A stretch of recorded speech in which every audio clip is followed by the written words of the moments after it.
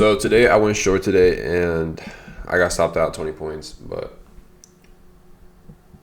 I'm going to be explaining my trade recap and why I went short and what you can learn from me. So this is NASDAQ and NQ right now. I mean NQ and ES.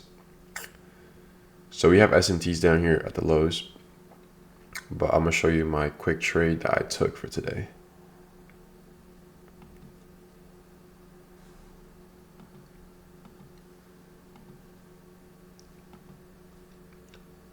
So on today's trade,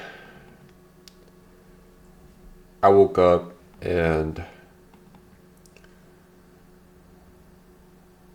I saw overnight price action ranging like this. We had Asia consolidation, London taking Asia's low and Asia's high, and we were just chopping here prior to 9:30 open. So once 9:30 opened, we had a very aggressive move up, taking out a high, but for 9:30 ES took a high as well. Let me see if I can show in a better screenshot. Right here is better. So yeah, prior to 9:30 opened, we had a hourly FEG here. So I was going for an external to internal move with SMTs at the highs. So it is a Tuesday today, and in the back of my mind, I had an anticipation of an S&D day today, as we are in trapped order flow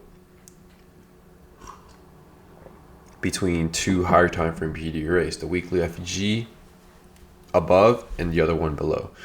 So if we're going to be trading range bound markets, the probability of London lows getting taken as an S&D day or high resistance liquidity run session is very high, because we're trading like around trapped order flow. So we're going to just range, right? So I knew this could have been a loss because my analysis was to take previous week high and previous monthly high. So it goes against my analysis, the short I took today, but once 9:30 opened, we had that Judas manipulation that created the SMTs. And what I did was I wanted to wait for a 1 minute change state delivery to validate this as an order block and go short for 60 points. My stop was 20 points, but you can see 9:30 opened, very small wick. So we didn't really like manipulate to the upside a lot, but we then continued going down. Then we closed below, confirming this as a 1 minute change state delivery. This is where I went short once we wicked back in here. And you can see this candle almost taking my stop.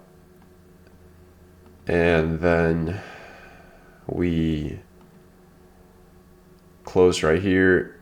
This is where I was confident that price was going to keep going lower, right?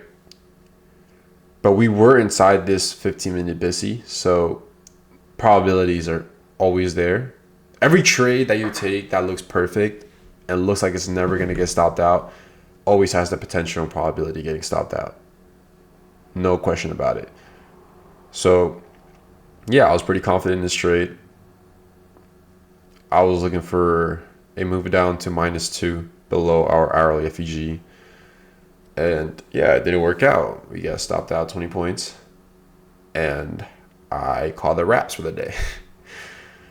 But it looked perfect. The setup looked perfect here. I mean, external, internal, S&Ts at the highs. that 1 minute CISD and a closure below our 5 minute fair value gap. But at the same time, it did go against our analysis that we did on Sunday. So if our analysis was to go look for longs and we're looking at shorts on the Tuesday, hoping for Tuesday to be the wick of the weekly candle or move down to London lows as an S&D day, it does go against our analysis. But to me, it's just a small loss for today. So we're down about 196 on 3 accounts. And yeah, this is just managing my risk. I'm just down -1 R for the day. All it takes is one trade to make it all back 2 times. So right now we are, let me see if I can find the photo on this. So yeah, you can see we have this weekly FEG right here, and we have this other weekly FEG.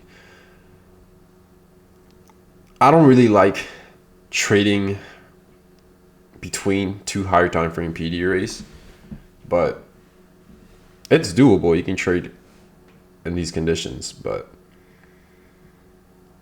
what I want to see is previous weekly high getting taken and previous monthly high getting taken, and then potentially going higher than for all-time highs. But this weekly candle is going to tell us whether we close below this weekly FEG or close above. But for now, we're just focused on where price is doing currently. So, but yeah, this is the trade I took. I'm down 20 points for today, but it's a green day for me because I took my setup, applied risk, and took a small loss. No biggie.